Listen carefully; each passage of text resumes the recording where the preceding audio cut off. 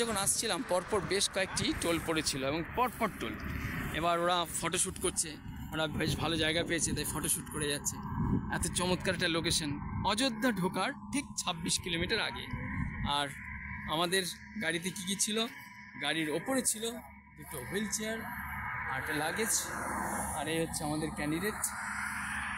খুব কঠিন যাত্রা, কারণ দুজনই ডিসেবল পিপল, সিনিয়র সিটিজেন, তো তাদের নিয়ে আমাদের পরপর তীর্থযাত্রা।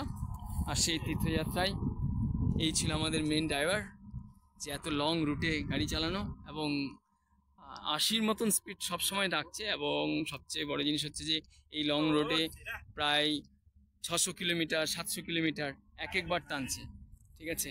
কারণ আমরা প্রথমে গয়া, তারপরে বুদ্ধগয়া, তারপরে ওইদিকে কাশী, ওইদিকে অযোধ্যা, তারপরে ওইদিকে বৃন্দাবন, এই পরপর রয়েছে সবটাই। সঙ্গে থাকুন, টুকরো টুকরো খবর, যেখানটা ভালো লাগছে অবশ্যই শেয়ার করবো আপনাদের সঙ্গে।